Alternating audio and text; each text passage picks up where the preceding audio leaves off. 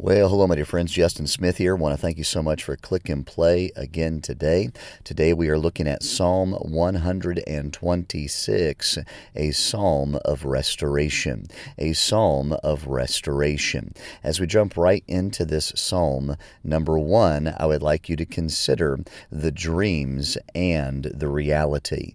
Consider the dreams and the reality. The Word of God says in verse 1, when the Lord turned again the captivity of Zion, we were like them that dream.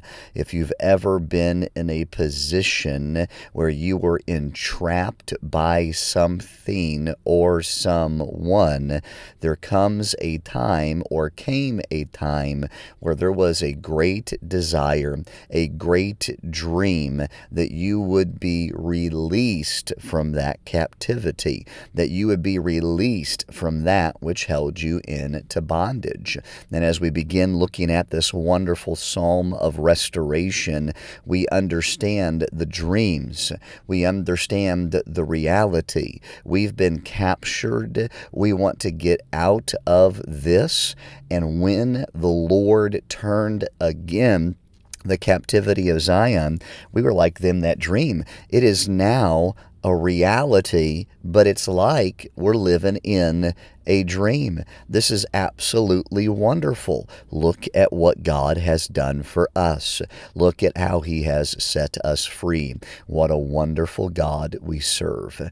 Number two, consider the sorrow turned to singing because of the Lord.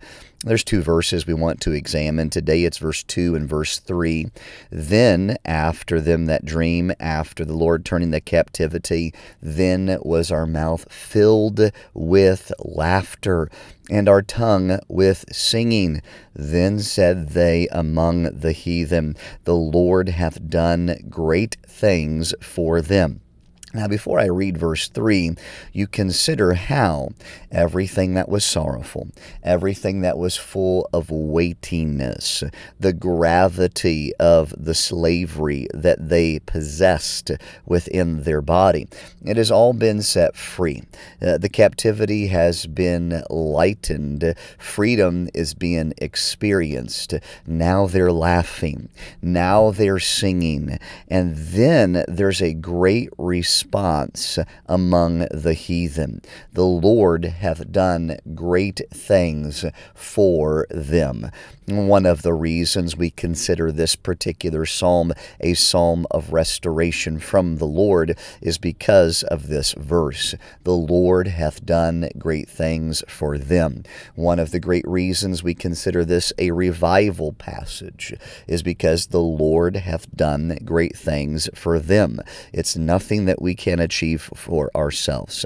It's nothing that we can do for ourselves. But yet, when we understand who we are before God and the need to repent and turn to God, the Lord can do great things for us. The Lord can send restoration. Now look at verse 3.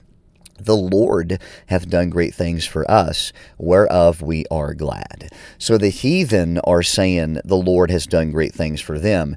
And now the very ones who have been set free from captivity, they are recognizing it's not because of our goodness. It's not because of what we have done, but it's because of what our Lord has done for us.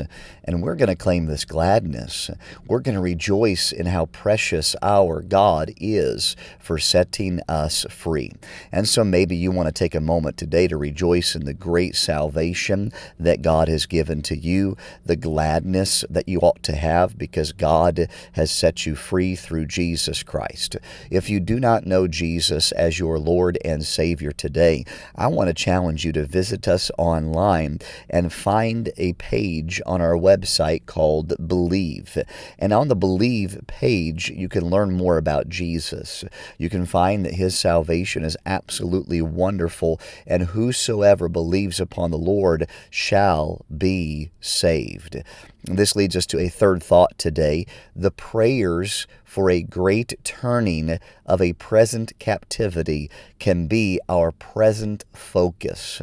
What are you praying for? What are you going for that leads you to a place of prayer? Let me say that again. What are you going through that leads you to a place of prayer? Notice what it says in verse 4. Turn again our captivity, O Lord, as the streams in the south. So you notice the direction of their prayer is to the Lord, because they realize this captivity is not going to be turned by their own strength, but it's going to be God who turns them. It's going to be God who sets them free from their present captivity. As they think about the past captivities, as they think about the ones that God has set free before them, they now look at their present captivity, rejoicing in the past and saying, God, if you can do it for them, you can do it for us. And then it gives the illustration as the streams in the south. And I don't understand everything about that phrase and that statement, but obviously they did. As the streams in the south, just like you turn those and bring them back or cause them to go, Lord, would you turn again our captivity? This leads us to a fourth thought today. The reminder of sorrowful tears turning into great joy is so encouraging. Again, we see in this psalm of restoration that people are remembering the past, how God has set people free from captivity.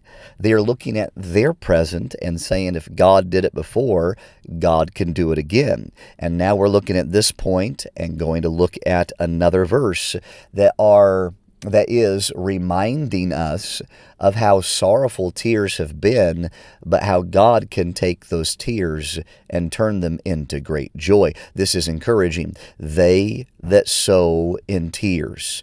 This means you're going through something, you're living life, you've got tears because of that something, but when you're sowing in those tears, it inevitably can be reaped in joy, especially when you are looking to the Lord of the harvest, when you're looking to the Lord who brings about the great turning. Notice in verse 6, he that goeth forth and weepeth, bearing precious seed, shall doubtless come again with rejoicing, bringing his sheaves with him. Just like somebody who plants corn goes out in the time of harvest and brings the corn in. Just like somebody who plants soybeans, and I'm doing two different things that are very, very, very, very high in their percentage in our area in Illinois, they're going to bring forth soybeans when they plant them. If you live in a wheat field area, okay, when you plant that wheat, you're going to come again bringing the wheat with you.